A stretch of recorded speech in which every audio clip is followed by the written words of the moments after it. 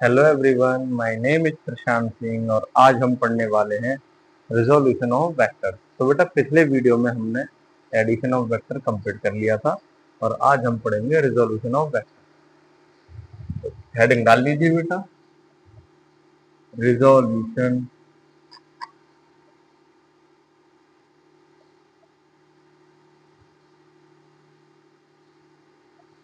Of vector. बेटा resolution का मतलब क्या होता है? अब मान लो कोई बेटा वेलोसिटी वेक्टर है। ठीक है सर, वेलोसिटी वेक्टर है। अब वो वेलोसिटी वेक्टर किसी 2D प्लेन में किसी ऑब्जेक्ट के हिसाब से मूव कर रहा है, ऐसे करके वेलोसिटी वेक्टर है और वो इस एक्स एक्सिस से कोई एंगल थीटा बना करके मूव कर रहा है और किसी भी टी टाइम के बाद वो ये बॉल बेटा यहाँ होगी। ठीक है सर, यहाँ होगी। पर एक बात बताइए, अब इस बॉल ने थोड़ी सी दूरी एक्स में ट्रेवल करी और थोड़ी सी दूरी वाई में ट्रेवल करी।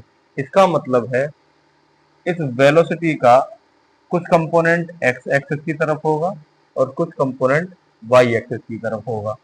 तो वेलोसिटी के कंपोनेंट को एक्स और वाई में तोड़ना ही बेटा हम क्या कहते हैं, resolution of vector. I hope आपको मेरी इतनी बात क्लियर हो। चलिए, तो अब मैं आपको बताता हूँ क्या था हमारा डायग्राम। ये एक्स एक्सिस और ये वाई एक्सिस, ये रही हमारी कोई बॉल। अब ये बॉल किसी भी वेलोसिटी से मूव कर रही है, angle of theta with the x. Okay, तो अब इस वेलोसिटी का एक्स एक्सिस की तरफ क्या कंपोनेंट होगा बेटा? वो होगा v cos थीटा। क्या होगा बेटा? वो v cos थीटा। जिस एक्सिस के साथ कोई वेक्टर एंगल बनाता है उसके साथ बेटा हमेशा cos का प्रयोग करते हैं और जिसके साथ वो वेक्टर एंगल नहीं बनाता है उसके साथ बेटा साइन का प्रयोग करते हैं। आई होप आपको मेरी इतनी बात क्लियर होगी। इसका मतलब है ये बॉल एक्स एक्सिस में v cos थीटा की वेलोसिटी से जा रही है और y एक्सिस में v sin थीटा की वेलोसिटी से जा रही है। ठीक है बेटा, चलो आई होप आपको मेरी बात क्लियर होगी। अब इसमें ये भी होता है कि कंपोनेंट उन दो एक्सिस की ओर करते हैं जो आपस में कैसे हैं बेटा, परपेंडिकुलर। मतलब इन दोनों के बीच में क्या एंगल होना चाहिए, 90 का। ये बात याद रखना, क्योंकि बेटा जरूरी नहीं कि हम कंपोनेंट अलोंग एक्स और वाई ही करें। जरूरी नहीं कि हम जो कंपोनेंट करें वो एक्स और वाई ही करें। हम बेटा कोई भी कंपोनेंट ले सकते हैं। जैसे अभी आप देखिए, जैसे मान लो तो बेटा ये कोई इंक्लाइन प्लेन है with the angle of theta और यहाँ पे कोई मास रखा हुआ है। अब बेटा हम जानते हैं कि ये मास नीचे की ओर मूव करेगा। करेगा सर, बिल्कुल करेगा। पर एक बात बताइए बेटा, ये मास इस डायरेक्शन में मूव क्यों कर रहा है? कि सर इस पर नीचे की ओर mg फोर्स लगता है। पर बेटा mg फोर्स तो डाउनवर्ड लगेगा। भाई mg फोर्स कैसे लगेगा? डाउनवर्ड। ठीक है सर, ये लग गया mg। तो इसका मतलब क्या है कि अगर अब हम क्या करेंगे, इस mg के दो कंपोनेंट करेंगे। कर लेंगे सर, ठीक है कर लेंगे। अब एक कंपोनेंट तो बेटा इसका इस डायरेक्शन में है क्योंकि ये इसकी वजह से मूव कर रहा है और एक कंपोनेंट इसके परपेंडिकुलर डायरेक्शन में। अगर ये एंगल थीटा और ये एंगल बेटा 90, तो ये एंगल 90 माइनस थीटा, तो बेटा ये एंगल भी थीटा। आई होप आपको मेरी इतनी बात क्लियर होगी, क्योंकि ये वाली एक्सिस और ये वाली एक्सिस के बीच में कितना एंगल होना चाहिए, 90। तो ये 90 माइनस थीटा और इसमें थीटा जोड़ देंगे तो बेटा ये 90 हो जाएगा। ठीक है सर, आ गया समझ में। अब इसका मतलब है कि ये एंगल थीटा है, तो जिस तरफ हमारा वेक्टर थीटा बनाता है उस तरफ उस वेक्टर का cos थीटा आता है। जैसे v वेक्टर x से थीटा बना रहा था तो इस वाली एक्सिस की तरफ cos थीटा आ गया विद वेक्टर। और जिससे वो एंगल नहीं बनाता है, जिससे वो एंगल थीटा नहीं बनाता है, उस तरफ इस वेक्टर का साइन थीटा। तो इसका मतलब है कि ये नीचे की तरफ इस साइन थीटा कंपोनेंट की वजह से मूव कर रहे हैं। ठीक है बेटा, तो इससे हम क्या समझे कि हम बेटा जरूरी नहीं कि केवल एक्स और वाई के अलोंग ही कंपोनेंट ड्रॉ करें, हम किन्हीं भी दो परपेंडिकुलर डायरेक्शनों के बीच में कंपोनेंट को ड्रॉ कर सकते हैं। चलो अब एक और एग्जांपल लेते हैं। एक और एग्जांपल क्या है बेटा, आप सबने सिंपल पेंडुलम तो देखा होगा, क्यों नहीं देखा सर? देखा है, अच्छी बात है बेटा, देखा है तो अब आप ये बताइए कि मान लीजिए बेटा ये पेंडुलम यहाँ पर आ गया, तो बेटा ये जो रस्सी है इसमें ऊपर की ओर कौन सा फोर्स लगेगा? सर टेंशन फोर्स लगेगा। जिन लोगों को नहीं पता टेंशन फोर्स क्या होता है, तो आप ये मान लीजिए कि जहां भी हम टेंशन लगाते हैं उस पॉइंट से दूर भागता है टेंशन। तो अगर मैं इस पॉइंट से लगाऊंगा तो इस वाले ऑब्जेक्ट से दूर की तरफ भागेगा। अगर ये एंगल थीटा है हमारा और मैं इस पॉइंट पर ऐसे ड्रॉ करूं तो ऐसे आएंगे और ऐसे आएंगे। ठीक है सर, तो बेटा ये हो गई हमारी टेंशन। ये क्या होगी? हमारी टेंशन। अब हमें पता है कि ये वापस से घूम के इसी डायरेक्शन में आने वाला है। आने वाला है सर, आने वाला है। तो बेटा क्यों आएगा? ये बेटा वापस इसीलिए आएगा, तो बेटा ये थीटा तो हमारा ये भी थीटा। क्यों आएगा? क्योंकि इस तरफ बेटा इसको टी साइन थीटा अपनी ओर खींच रहा है और ऊपर की ओर टी कॉस थीटा। तो ये टी साइन थीटा की वजह से अपनी इनिशियल पोजीशन पर वापस आएगा। पर सर इसको टी कोस थीटा तो ऊपर भी खींच रहा है, तो ऊपर क्यों नहीं जा रहा? क्योंकि बेटा नीचे की ओर हमारा एम जी लग रहा है। ऐसे ही बेटा इसमें कि जब इसको नीचे की ओर एम जी कोस थीटा खींच रहा है तो ऊपर, तो ये नीचे क्यों नहीं जा रहा? क्योंकि बेटा ये सरफेस इस पर नॉर्मल लगा रहा है। ये आप आगे चल के पढ़ेंगे न्यूटन लॉ ऑफ मोशन। ठीक है बेटा, इतना अगर आपको समझ में आ गया तो इतना उतारिए, मैं इसको मिटाता हूँ। पॉज करके नोट कर लीजिए।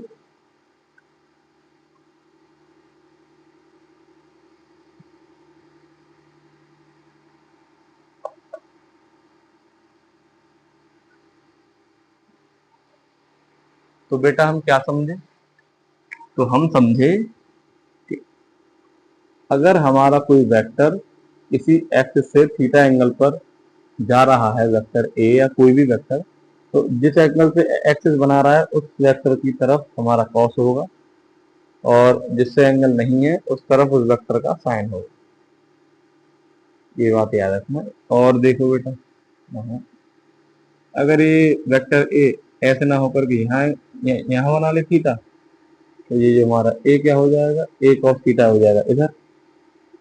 अरे सर ऊपर की तरफ तो साइन होता है, ऊपर की तरफ साइन नहीं होता बेटा, जहाँ एंगल नहीं होता वहां साइन होता है। तो अब एंगल यहाँ नहीं है तो इस तरफ साइन होगा, ए साइन नीचे होगा, ए कॉस ऊपर होगा। आई होप आपको मेरी बात क्लियर होगी। किसी भी वेक्टर की कंपोनेंट करना आप सीख गए हैं। तो आइए थोड़े से क्वेश्चन कर लेते हैं। और फिर बेटा पिछली वीडियो में मैंने आपको वेक्टर एडिशन करा दिया था पर उससे क्वेश्चन नहीं करा पाया, तो आप थोड़े बहुत देख लेते हैं, उसके बाद अगली वीडियो की तैयारी करेंगे। हम्म,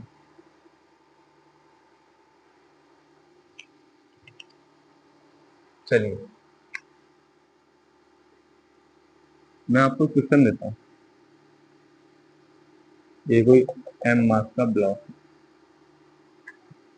इस पर एक फोर्स लग रहा है इस डायरेक्शन में, F1 बराबर 5 न्यूटन। ठीक है सर, और एक फोर्स लग रहा है इस डायरेक्शन में, यहां से 60 डिग्री के एंगल पर, F2 10 न्यूटन। ठीक है बेटा, अब तुमसे बोल दिया है find the resultant, find the resultant force. कैसे फाइंड करोगे? सभी बच्चे पॉज करके ट्राई करें। चलो अब करते हैं इसका सॉल्यूशन। पहली बात देखो बेटा, जब भी दो वेक्टर किसी एंगल पर, कोई भी एंगल ले लोगे तो थीटा, इसकी वैल्यू क्या वो निकाल लेंगे, किसी एंगल पर लग रहे हो तो हमेशा उनका रिजल्टेंट उनके बीच से होकर जाएगा। ठीक है सर। अब ये 5 न्यूटन है, ये 10 न्यूटन है, तो हल्का सा इस तरफ होगा, ये किस तरफ होगा बेटा, हल्का सा इस तरफ होगा, ये आप इसे ध्यान रखें। ठीक है सर, आ गया समझ में, अच्छी बात है। तो ये रिजल्टेंट हो गया आर, यानी इसी को क्या बोल देते हैं हम, एफ नेट। तो सर अब इस एफ नेट की वैल्यू क्या है? तो मैंने कल आपको बताया था कि एफ नेट या ए या आर रिजल्टेंट जब भी निकालते हैं, अंडर रूट में A square plus B square plus 2ab cos theta. क्या बेटा हम इस फॉर्मूले से निकाल सकते हैं? बिल्कुल निकाल सकते हैं सब। तो देखिए, जहां पे हमारा आर है वहां क्या काम कर रहा है, एफ नेट।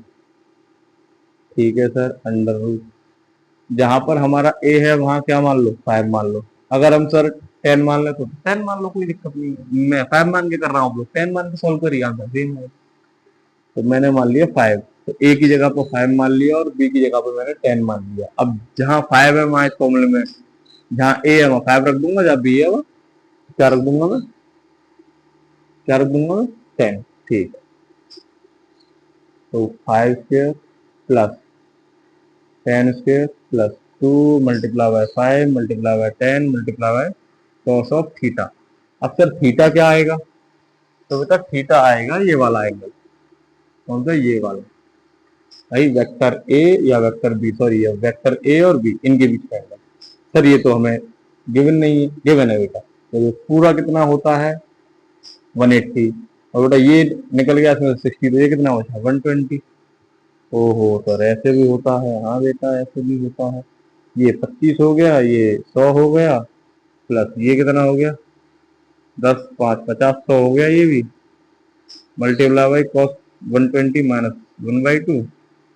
अब इसको सॉल्व कर लो बेटा, कैसे सॉल्व करोगे, ये हो गया 125, ये माइनस ये प्लस, माइनस, तुम्हें दिख रहा है ना, ये आ गया 50, कितना आ जाएगा, अंडर रूट में 75। ये हमारी वैल्यू आ गई। आई होप आपको इतनी बात क्लियर होगी। चलिए मिटाते हैं इसको। अब थोड़ा सा बेटा वेक्टर एडिशन और वेक्टर सब्ट्रैक्शन पर भी क्वेश्चन करके देख लेते हैं क्या होता है।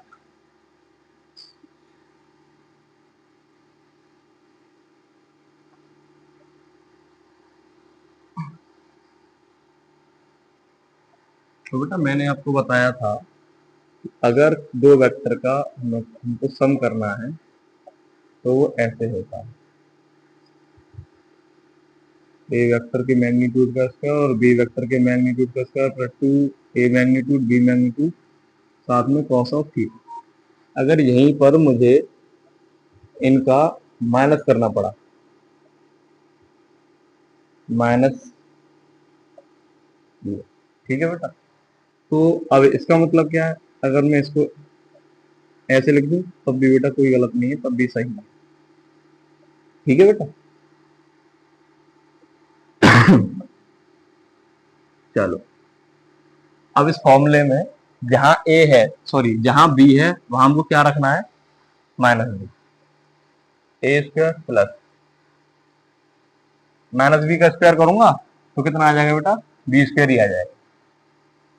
लेकिन यहां पे जब मैं रखूंगा बी की जगह पर माइनस बी, तो ये प्लस माइनस हो जाएगा। ठीक है बेटा। तो जब भी बात करें ए माइनस बी की तो हम कौन सा प्रयोग करेंगे, ये वाला, और जब भी बात करें वो ए प्लस बी की तो हम क्या लगाएंगे, ये वाला। ये इसी का एक एक्सटेंडेड वर्जन है, मेन फॉर्मूला हमारा यही है। और एक्चुअल बात बताऊं तो बेटा ये एंगल डिसाइड करेगा कि हमें चीजें जोड़नी है घटानी है। अगर हम इस फॉर्मूले को याद भी नहीं रखेंगे, केवल हम वेक्टरों के बीच का एंगल याद रखें, तो यहाँ पे हम अपने आप माइनस होकर के आंसर आ जाते हैं, उसमें कोई बुराई नहीं। चलिए, तो मैं इस फॉर्मूले के जो हमारा मेन फॉर्मूला है केस बता दूं। अगर बेटा थीटा दोनों वेक्टर के बीच में 0 है, तो जो हमारा बेटा रिजल्टेंट होगा वो उनको हम सीधा सीधा जोड़ देंगे, इस फॉर्मूले लगाने की है नहीं जरूरत, है ना। और अगर बेटा हमारा थीटा कितना होगा 180 डिग्री, तो हम बेटा इनको सीधा सीधा आपस में से घटा देंगे, ठीक है बेटा।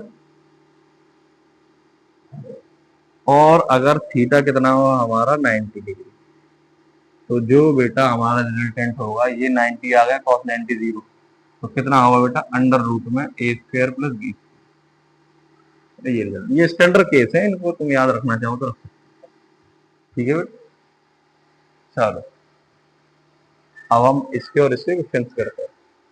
इतना नोट करो, पॉज करके नोट करो, फिर मैं मिटा रहा हूँ, ठीक। एक बार मैं यार वीडियो देख लूँ चालू है नहीं, क्योंकि पिछली बार क्या हो गया था कि वीडियो चालू है। पिछली बार ये हुआ था पिछले वीडियो में कि मैंने पूरा लेक्चर बोल दिया बोर्ड पे खड़े होकर के, बाद में जाके वीडियो देखी तो वीडियो होनी नहीं। तो कभी कभी डर लगता है फालतू में बेकार चली जाती है मैंने।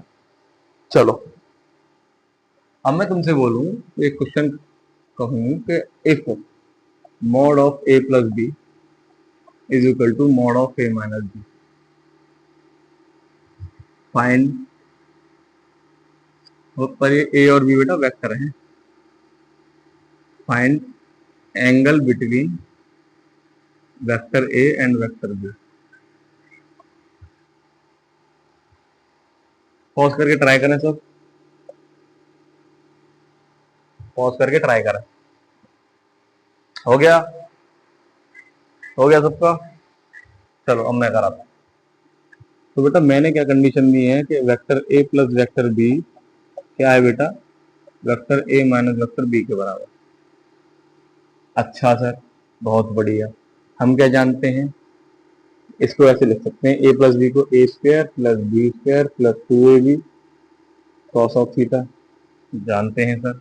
प्लस इसको क्या लिख सकते हैं, a square plus B square minus of 2ab cos theta. अरे सर अब क्या कर देंगे, स्क्वायरिंग बोथ साइड।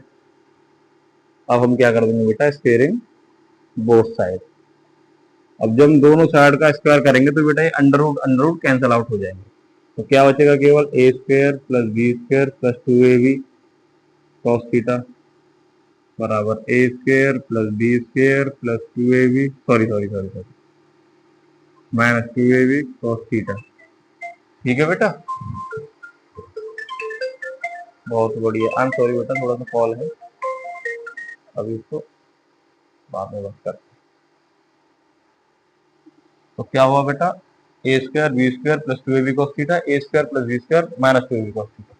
अब ए स्क्वायर किधर का है, इधर प्लस का, उधर जाएगा माइनस का, ये भी प्लस का माइनस का, तो ये आपस में कट जाएंगे। अब क्या बचा, प्लस 2ab कॉस थीटा, और इधर बचा माइनस 2ab कॉस थीटा। अगर मैं माइनस 2ab कॉस थीटा को ले आऊंगा इधर, तो ये किसका हो जाएगा, प्लस का। भाई ये पहले मैंने लिख लिया 2ab कॉस थीटा, ये इधर किसका है बेटा, माइनस का, इस साइड लाया किसका हो गया बेटा, प्लस का, 2ab कॉस थीटा। इस साइड क्या बचा, 0। 2ab cos थीटा और 2ab cos थीटा कितना होगा बेटा, 4ab cos theta is equal to 0।